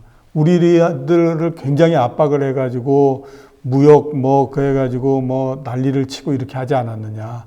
그러니까 우리는 너희가 했던 카드를 이미 다 받고 너희가 또 그렇게 할 거라고 하는 거를 생각하고 있기 때문에 이제 동조와 이렇게 그 공조 이런 것들은 없다. 우리는 우리의 이익을 위해서 간다. 이게 이제 될 수밖에 없거든요. 그러니까 이거는 어떻게 생각하면 작년에 미국이 벌려놨던 거에 대한 그 반대급부로 돌아올 수밖에 없는 거인 거죠. 그리고 그거는 탓할 수가 없는 거지 않습니까? 그러니까 당연히 이제 그렇게 되기 때문에 이제는 경제 리더로서의 미국의 역할 자체가 상당히 제한적일 수밖에 없다. 이렇게 이제 볼 수밖에 없다라고 봐야 되죠. 물론 그거를 회복할 수 있는 거가 나올 수는 있습니다. 그런데 그거를 회복되는 거가 나오기까지는 굉장히 세계 경제가 많은 고통을 겪어야 되죠. 예를 들어서 왜 이제 그 미국의 그 금융위기가 난 다음에 미국의 리더십이 확립이 됐느냐라고 하게 되면요. 기축통화가 달러잖아요. 네, 그렇죠. 그때에 미국이 어떤 일을 했냐면 본국에서도 아무튼 위기가 발생했기 때문에 어려우니까 달러를 굉장히 많이 찍어서 미국 내에서도 풀었을 뿐만 아니라 그 달러를 해외에다가도 굉장히 많이 공급을 해줬어요. 우리도 그때 협정을 맺어가지고 미국하고 협정을 맺어서 수합 해가지고 이렇게 그 돈을 빌려올 수 있고 그렇게 했잖아요. 네. 그게 이제 그런 거거든요. 그게 여러 나라들하고 맺었고 했기 때문에 그 당시에 다른 나라들이 어떤 걸 했었냐 하면 이런 거에서 미국이 달러를 공급해주고 이렇게 해서 세계 경제를 케어해 나가고 이렇게 하겠다라고 하는 명확한 의지가 있으니 우리가 지금에서 각자 가는 것보다는 한꺼번에 공조화해서 가면 이거를 벗어나고 하는 데서 훨씬 더 유리하고 하기 때문에 같이 가야 된다.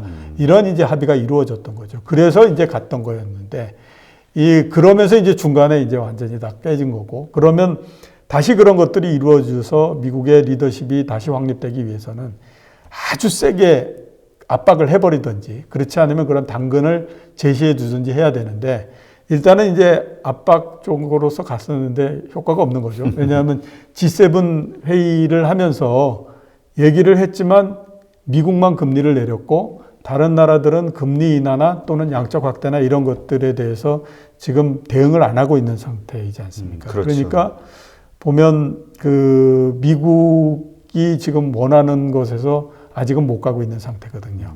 그렇기 때문에 압박만으로 할 수 있는 거는 한계가 있는 것 같고, 뭔가 이제 당근이 제시되면서 해야 되는데, 그러려면 그게 나오려면 그 전에 여러 가지 상황이 벌어져야 되는데, 그 상황이 상당히 심각한 상황일 수밖에 없죠. 그러니까 따져보면 센터장님 말씀대로 우리 IMF 외환위기 겪었을 때는 우리 정말 뼈저린 구조조정과 우리가 모든 고통을 다 받았잖아요. 예, 그렇죠. 외부 지원을 받기 위해서. 예. 근데 사실 2008년 금융위기는 미국의 문제인데 예. 전 세계가 같이 그걸 같이 그렇죠. 나눈 거잖아요, 영향을. 예. 근데 그것에 대한 대가가 결국은 무역 분쟁이었고, 무역 분쟁이고 미국 우선주의. 이러니까 좀 실망감과 배신감을 가질 수도 있겠네요, 나라들이. 예, 그렇죠. 그러나 어쨌든 이대로 가면 각각의 각자 도생이라고 하나요? 각국의 나라들이 살기 위해서 암만 노력을 해봐야 전 세계의 공조가 이루어지기 전까지는 이 문제가 해결되지 않는다라고 보는 분들도 있거든요. 그래서 결국은 공조를 할 수밖에 없다. 결국에는 할 수밖에 없겠죠. 결국에는 할 수밖에 없는데 그게 빠른 시간 내에 될 거냐. 지금 뭐 많이들 기대하는 것처럼 어느 날 갑자기 모여가지고 야 이제서부터 뭐 합시다 이렇게 해가지고 할 거냐. 아니면 그 사이에서 또 뭐 비토를 하는 사람도 있고, 나라도 있고, 그렇게 해서 뭐 설왕설래를 하다가 그러면서 시간이 좀 늦어지면서 생각하는 것보다 뒤에 해가지고 이렇게 될 거냐. 후자의 가능성이 좀 더 높다라고 봐야 되겠죠. 그러니까 우리가 정말 참을 수 없을 정도로 힘든 상황이 됐을 때 그렇죠. 도저히 이대로는 죽을 것 같아. 이대로는 도저히 해결책이 안 나올 것 같다라고 생각하면 그때에서부터 이제 작동을 할 수 있는 거죠. 그러면 그거는 이미 시나리오가 나온 거 아닌가요? 지금 지금 현재 각자 뭐 살기 위해서 암만 노력을 해본다 한들 세계적인 이 문제를 해결할 수는 없는 거고 결국 공조가 이루어져야 되는 그 상황이 돼야 되는데 그 전 단계가 죽을 만큼 힘든 상황이 됐을 때 그렇죠. 그럼 이제 앞으로 우리에게 펼쳐져 있는 것은 죽을 만큼 힘든 상황들이 남아있다는 거잖아요. 그러니까 이제 그 공조가 당장에 못 이루어지는 거는 죽을 만큼 힘든 상황이 있느냐 없느냐 하는 것들을 지금 모르기 때문에 그런 거죠. 그러니까 그렇게 힘든 상황이 지금 당장에 발생한 건 아니니까 없을 수도 있다라고 생각하면 굳이 그렇게 이게 뭐 그럴 수 있으니까 빨리 모여가지고 우리 뭐 해야 돼 이렇게 해야 할 이유가 없는 거지 않습니까? 2008년도 같은 경우에는 그 상황이 벌어진 거거든요. 그러니까 당연히 쉽게 모여가지고 뭘 할 수 있는 거고 지금은 그렇지 않고 그럼 하는데 지금 뭐 경제가 어렵다 어쩌고다 그러지만 코로나19는 시간이 지나면 어차피 질병이라고 하는 거는 인류의 역사로 봤을 때에 시간이 지나면 잡혀. 그럼 그때 되면 또 뭐 이연 수요도 있고 뭐 이렇게 했으니까 좀 좋아질 수 있는 거 아니야? 그렇게 생각하면 아직까지 그 상황이 벌어지지 않았기 때문에 굳이 그렇게 나를 희생해 가면서 공조를 해서 뭘 하고 이렇게 해야 된다라고 하는 것에 대해서 이게 그 호소력을 갖기가 굉장히 어려워지는 거죠. 그렇게 되면 당연히 그거에 실리는 힘도 약할 수밖에 없는 거고 그렇게 될 수밖에 없는 거죠. 그러니까 이게 결국은 이제까지 그러니까 뒤돌아보니까 미국이 이익이라고 생각하고 자기들의 이익을 위해서 했던 행동들이 결국은 세계의 어떤 패권국의 리더십을 잃는 그렇죠. 그리고 정말 위기 상황이 됐을 때는 어떤 힘을 발휘할 수 없는 그런 일들을 해온 거네요. 그렇죠. 그러니까 우리가 그냥 일상생활에서도 리더십이 강하다라고 하려면 여러 가지가 있겠지만 그 중에 하나가 뭐냐면 자기 희생력이 있어야 되는 거거든요. 그게 있으면 다른 사람이 그 사람들을 믿고 따라가 줄 수가 있는데 열심히 따라갔더니 보면 지껏 챙기더라. 이러면 이건 다음서부터는 당신을 인정하지 않겠습니다. 이게 되는 거지 않습니까? 그러니까 그게 국제사회도 똑같이 통용이 되는 거죠. 그러니까 이제까지 뭐 미국 내에서는 트럼프에 대한 역할에 예. 대한 인정 이런 예. 것들이 시간이 지나면은 어떻게 바뀔지도 모르는 거겠네요. 전체 상황이. 예, 작년도 그러니까 그다음에 올해 초에 한참 아무튼 미국 시장도 좋고 자산 시장도 좋고 미국 경제가 좋다라고 얘기하고 할 때에 사람들이 많은 그 이제 트럼프 얘기들을 많이 하더라고요. 그래서 제가 그때에 했던 얘기가 뭐냐면 우리가 지금에서 굉장히 경계해야 될 것 중에 하나는 슈퍼맨 신드롬에서 벗어나야 된다. 미국 대통령이 힘이 센 거는 사실이지만 미국의 대통령이 만능으로 모든 걸 다 해결해 줄 수는 없다.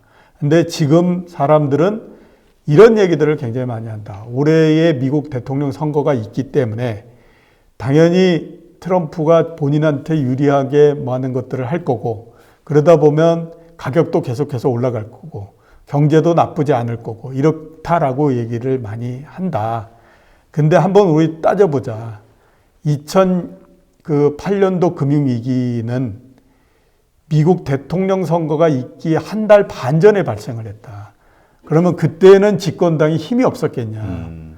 상황이 벌어지는 거는 대통령도 어떻게 할 수가 없는 거다. 똑같이 보면 2000년도의 IT 버블은 2000년도에 미국 대통령 선거가 있기 전에 발생했을 뿐만 아니라 그 당시에 민주당 후보로 나왔던 것이 엘고어였는데 엘고어는 할아버지가 미국의 이 고속도로망을 모두 다 완성을 시킨 사람이거든요. 네. 그래서 엘고어가 그때 주창했던 게 뭐냐면 나는 우리 할아버지가 했던 것과 마찬가지로 미국 전체를 엮는 정보통신망을 내가 완성을 하겠다라고 하는 거를 1차 자기의 그 공약으로서 내걸고 이렇게 나왔는데 그럼에도 불구하고 IT 버블이 터지는 걸 막지 못했다. 그러니까 그 아무리 미국의 대통령이라고 하더라도 할 수 있는 게 없고 할 수 없는 게 있는 건데 지금 사람들은 미국의 대통령, 미국의 그다음에 연준 의장, 그다음에 22 의장 이런 사람들이 슈퍼맨이라고 생각하고 그 사람들은 모든 걸 다 해결할 수 있다라고 생각을 한다. 그거는 우리가 정말로 경계를 해야 될 부분이다.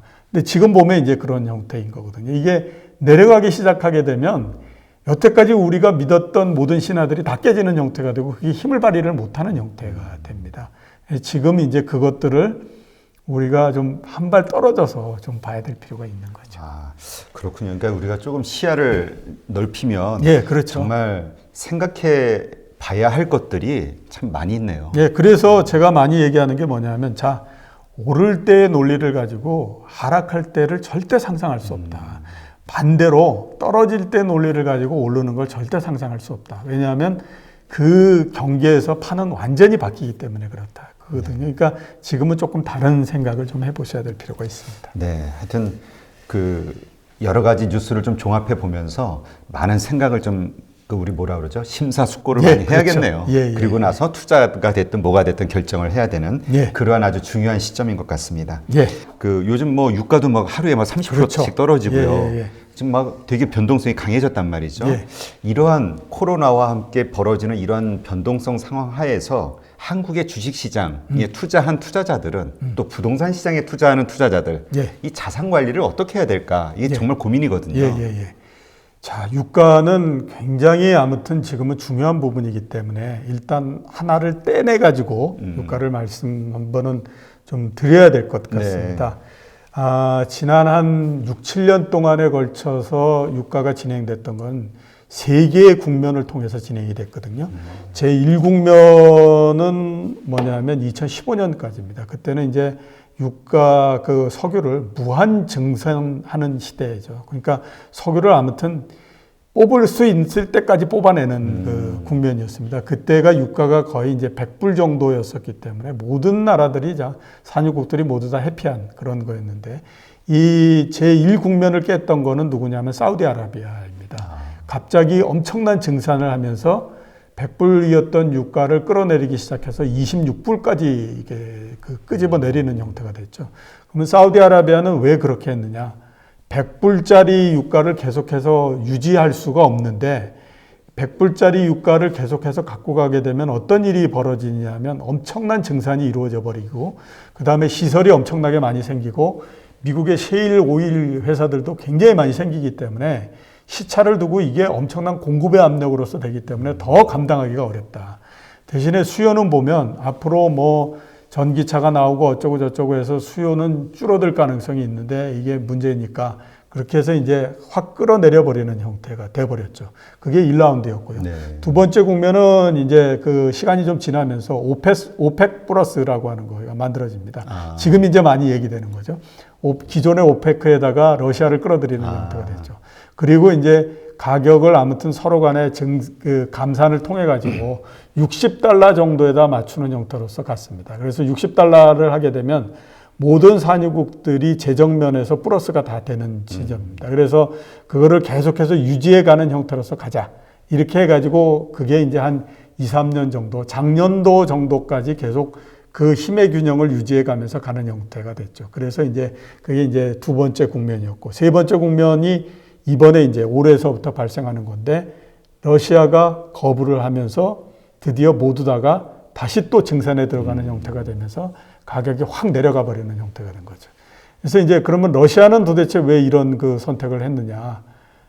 여태까지 자기네들이 감산하고 어쩌고 하면서 가격을 60불 이렇게 유지를 시켜놨더니 이 가만히 보니까 혜택을 누가 보냐면 미국이 보더라라고 하는 거죠. 미국이 여러 군데 문제가 있네요. 미국이 셰일 오일들이 쭉 생기면서 그쪽이 혜택을 보더라라고 하는 거죠. 그러면서 가만히 보니까 저쪽의 힘이 점점 세지면서 이게 어느 순간에 저쪽에서 갑자기 가격을 가지고 쳐나가기 시작하면 이게 감당이 안 되겠다라는 생각이 든 거죠. 그러면서 우리 그 감산 못해 이렇게 이제 된 거죠. 그러면서 우리 아무튼 해볼 때까지 해보자 이렇게 된 겁니다. 기존의 사우디 같은 경우가 주도적으로 가면서 감산 뭐 이렇게 쭉 하면서 거기에서 조금 아무튼 이견이 있게 되면 사우디가 그럼 그건 우리가 이만큼 희생해 줄 테니까 전부 요만큼씩 해서 갑시다 이런 형태로서 갔거든요. 근데 러시아가 못하겠다고 나오니까 사우디 입장에서도 이제 어떻게 할 수가 없는 거죠. 그래? 그러면 우리도 내려오면서 간다. 이러면서 이제 가기 시작한 겁니다. 그래가지고 이번 같은 경우에 이제 감산 합의를 하자라고 했는데 못하겠다라고 얘기하니까 사우디가 그래 그러면 우리도 못해라고 하면서 4월 인도분서부터 일괄적으로 우리 다 8불씩 깎아서 다 해주겠어 이렇게 합니다. 그게 20%를 깎아서 해주겠다고 한 거거든요. 네. 그러니까 이제 무한 경쟁으로 들어가기 시작을 한 거죠. 결국 지금에서는 어떤 단계가 됐느냐? 러시아하고 그 사우디가 정면 충돌을 하고 있는 상태입니다. 힘은 러시아가 좀 더 셉니다. 왜냐하면 러시아가 일단은 그 석유가 전체 재정에서 차지하는 비중이 훨씬 더 낮습니다. 옛날에 2014년도 같은 경우에는 60% 정도 됐었는데 지금은 한 20%대 후반 정도 되거든요. 대신에 그 사우디는 그 비율이 굉장히 큽니다. 그러니까 견딜 수 있는 힘도 없고 그 다음에 러시아 같은 경우에는 지금 재정이 계속해서 흑자거든요.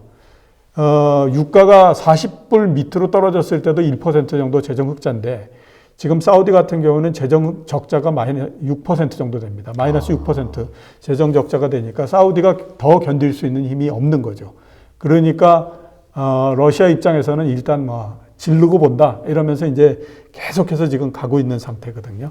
그래서 가격이 계속해서 떨어지고 있는데 자, 이대로 가면서 이제 그 여기에 참가하는 게 뭐냐면 미국이 참가하는 거죠. 왜냐하면 아까 말씀드렸던 것처럼 가격이 계속해서 떨어지게 되면 미국의 셰일 오일 회사들이 굉장히 안 좋으니까 그렇죠. 이게 부실이 되면서 난리가 나게 되면 미국도 굉장히 힘들어지거든요. 네, 아까 말씀드린 기업 채권. 그렇죠. 기업 채권. 그렇기 때문에 미국이 여기에 이제 시차를 두고 들어올 수밖에 없습니다.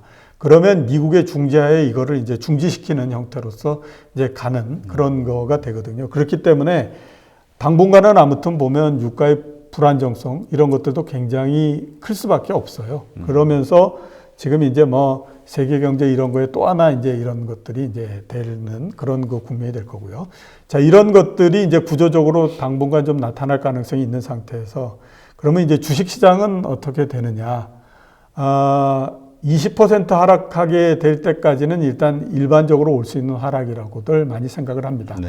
근데 지금 미국 시장은 그런 단계까지는 오지 않았는데요. 유럽 시장 같은 경우는 이미 그 단계를 지나갔습니다. 그러니까 쭉 올라가는 대세 상승을 했다가 이게 대세 상승이 이게 끝나는 수도 있는 거 아닌가라고 일단 볼 수 있는 것 중에 하나는 뭐냐면 주가가 내려가서 전에 기록을 했던 고점보다 더 내려가면 아, 이게 완전히 이제 틀어져 버렸구나. 이렇게 이제 생각할 수 있는 거거든요. 근데 이미 이제 유럽 이런 데에서는 그런 모양이 나왔기 때문에 이게 지금 상당히 심각하게 봐야 되는 그런 국면이 온 거는 사실입니다. 그렇기 때문에 당연히 보면 주식시장에서 우리나라 주식시장 이런 것들도 선진국 시장이 떨어지는 동안에는 그 영향을 받을 수밖에 없습니다. 그러니까 우리나라가 오른 게 없기 때문에 떨어질 것도 별로 없는 거는 사실이지만 그것도 상황이 안정이 되고 난 다음에 나올 수 있는 얘기거든요. 미국 시장이나 이런 것들이 계속 떨어지고 이렇게 되면 그 상황이 불안전하기 때문에 이게 그 일시적인 쇼크를 받을 수 있어요. 미국 시장이 이렇게 막 흔들리면서 밑으로 내려가게 되면 일시적으로 그것보다 더 밑으로 내려갈 가능성이 있죠. 대신에 이제 그 미국 시장의 하락이 멈추면 우리는 빠른 속도로서 그 박스권 내로 들어오는 형태가 되기 때문에 그렇게 될 걸로는 보이거든요. 그렇기 때문에 지금 당장에는 뭘 하기가 굉장히 어렵습니다. 그러니까 파는 것도 이미 굉장히 많이 떨어졌기 때문에 지금 여기에서 파는 거 어렵고요. 그 다음에 또 사는 것도 막 내려가고 있는 상태이기 때문에 섣불리 뭔가를 하기는 굉장히 어렵습니다. 그러니까 지금은 좀 지켜보셔야 되고 지금은 바닥권 내에 들어와 있는 거는 사실이지만 워낙 다른 쪽에서 하락의 압력이 크기 때문에 일시적인 이런 것들은 좀 생각을 하셔야 될 것 같고요. 자, 부동산이나 이런 것들이 어떻게 될 거냐 하는 것들이 문제인데 네. 앞에서 제가 말씀드렸던 것처럼 여러 자산이 오른 이유가 똑같다라고 말씀을 드렸잖아요. 그렇게 되면 이게 주가만으로 끝나지 않습니다. 그러니까 주가가 한번 내려가면 그 다음에 순차적으로 부동산도 내려가고 이런 형태가 되거든요. 우리나라 같은 경우에 보시면요. 주식은 앞에서 제가 계속 말씀을 드렸지만 오른 게 거의 없잖아요. 그렇죠. 2011년도도 주가가 2150 정도였거든요. 근데 지금 얼마입니까? 1900이잖아요. 그러니까 오른 게 없기 때문에 이건 정말로 떨어지고 뭐하고 할 것도 별로 없습니다. 그 종목면으로 보더라도 포스코, 그 다음에 뭐 현대차 이런 것들이요. 고점 대비해서 70%씩 내려가 있어요. 60%, 70% 내려갔으니까 그래도 그 기업들이 벌어들이고 있는 이익이 있는데 거기서 떨어져 봐야 얼마가 더 내려갈 수 있겠습니까? 근데 부동산은 얘기가 다르거든요. 부동산은 굉장히 높은 가격이 돼 있고 이렇기 때문에 이거는 상당히 조정이 될 가능성이 있다라고 보셔야만 됩니다. 가격도 굉장히 높고 그 다음에 정부도 아무튼 부동산에 대해서는 굉장히 비타협적인 형태의 모양이고 뭐 이렇게 되니까 여기에서 뭐 한국은행이 금리를 내리고 이렇게 했으니 이게 뭐 이렇게 하다 이렇게 생각하고 덤벼들다가는 큰일이 납니다. 그렇기 때문에 지금은 부동산은 절대로 제가 봤을 때는 건드리는 거 아니다. 매수 시점은 절대 아니다. 예, 그렇죠. 매수 시점도 아닐 뿐만 아니라요. 여태까지 우리가 봐왔던 자산 시장의 틀이 이미 틀어지고 있는 형태인 거거든요. 그렇기 때문에 이게 뭐 낮은 그 금리와 많은 유동성을 갖고 올려서 어쩌고 저쩌고 이런 것들이 주식에서 이미 틀어졌잖아요. 그러면 미국의 부동산도 그게 틀어집니다. 시장 그 시간이 지나면요. 그러면 그 영향이 왜 미국에서만 끝나겠습니까? 우리나라로 넘어오는 거거든요. 그러면 가장 지금 우리나라에서 자산 중에 그래도 버블이 어느 정도 있다라고 생각하면 그 부동산의 자산인데 그게 어떻게 안전할 수 있겠냐라고 하는 거죠. 그러니까 그거를 명심을 하셔가지고 그건 정말로 잘 생각을 하셔야만 됩니다. 지금 뭐 매수를 하고 어쩌고 뭐 강남은 영원하고 뭐 이런 거 생각하시고 하셨다가는 정말로 어려워질 수 있으니까 그건 진짜로 조심을 하셔야 됩니다. 그러면 주식 시장이라든가 이런 쪽에 대해서는 뭐 그렇게 버블이 끼어 있는 상황이 아니었으니까 예. 하락폭이 어느 정도 한정이 있을 거라고 보시지만 부동산은 이 상황이 좀 어려워졌을 때는 하락폭이 상당할 수 있다 이렇게 예. 보시는 건가요? 그렇죠. 어느 정도로 하락할 수 있느냐 하면 그 2011년서부터 부동산이 한 3년 동안에 걸쳐서 하락을 했거든요. 그때 지표가 서울 지역이 11% 정도 하락을 했습니다. 지표가 11% 하락하면요.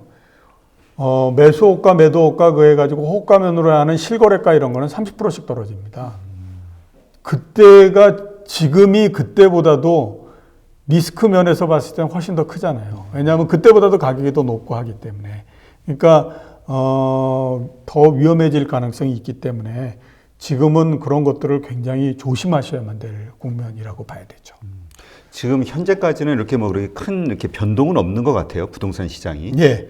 이게 그러면 어느 시점부터 말씀하신 대로 가시화되는 그 징조가 보일까요? 그러니까 부동산 시장은 뒤에 옵니다, 항상. 그러니까 왜냐하면 규모가 있기 때문에 그 다음에 이게 각 개인들 면으로 봤을 때 물론 그렇지 않은 사람도 몇 명들이 있기는 하겠지만 본인의 자산 중에서 가장 큰 부분이 부동산인 거거든요.